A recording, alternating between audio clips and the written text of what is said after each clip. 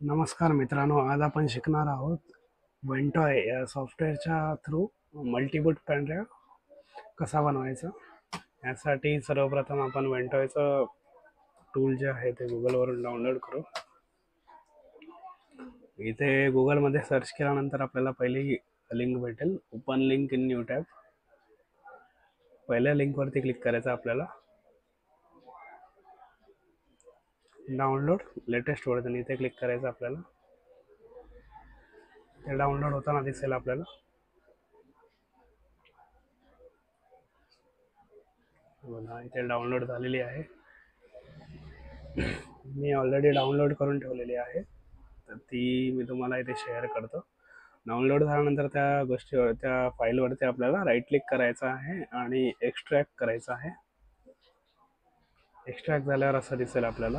आतमध्ये जाऊन Ventoy to disk EXE या फाईलवरती क्लिक करायचं आहे आणि त्याआधी तुम्हाला पेनड्राईव्ह डिटेक्ट झालेला पाहिजे. पेनड्राईव्ह अटॅच्ड असेल मशीनमध्ये तुमच्या, तो ऑटोमॅटिक इथे डिटेक्ट करेल सॉफ्टवेअर वेंटॉयचा. आणि इथे आपल्याला इन्स्टॉलवरती क्लिक करायचं आहे. कॅप्सलॉक ऑन करायचं आणि ह्याला म्हणायचं यस. तो म्हणेल डाटा तुमचा पेनड्राईव्हमध्ये जो काही असेल तो लॉस्ट होईल. फॉर्मॅट करायच्या आधी ही तुम्हाला डाटा वॉर्निंग येईल. त्याच्या आधी तुम्हाला पेनड्राईव्हचा बॅकअप घ्यायचा आहे. ओके ओके पुन्हा एकदा बोलतोय डाटा लॉस्ट होईल. यस. कन्फर्म आहे. यस. फॉर्मॅट करायच्या आधी मित्रांनो एक गोष्ट लक्षात ठेवा, जी पेनड्राईव्ह आपण फॉर्मॅट करतोय ते आपण नॉर्मल विंडोजच्या थ्रू जेव्हा फॉर्मॅट करतो तेव्हा ती FAT32 ने फॉर्मॅट केलेली असावी. Congratulation, Ventoy has been successfully install into this device. त्याचं कारण असं की FAT32 ने जर आपण फॉर्मॅट केला पेनड्राईव्ह तर आपल्याला UEFI आणि लिगसी या दोन्ही गोष्टीने आपल्याला बूट करता येतं. इथे बघा XFAT म्हणून दाखवत आहे. ओके आता वेंटॉय हा मल्टीबूट पेनड्राईव्ह इथे बनलेला आहे.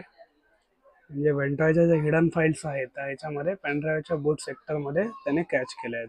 ओके, तर आपल्याला ह्याच्या पुढे काय करायचं आहे, नेक्स्ट स्टेप जे आहे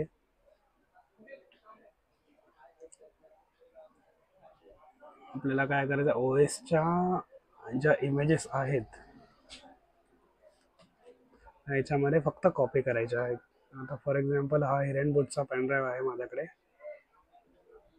इथून कॉपी केला मी आणि डायरेक्ट त्या पेनड्राईव्हमध्ये जाऊन आपल्याला फक्त पेस्ट करायचं आहे. अशा मल्टिपल ISO फाईल तुम्ही पेनड्राईव्हमध्ये कॉपी करू शकता आणि बूट करताना तुम्हाला मल्टिपल बुटेबल ISO ते तुम्हाला विचारेल.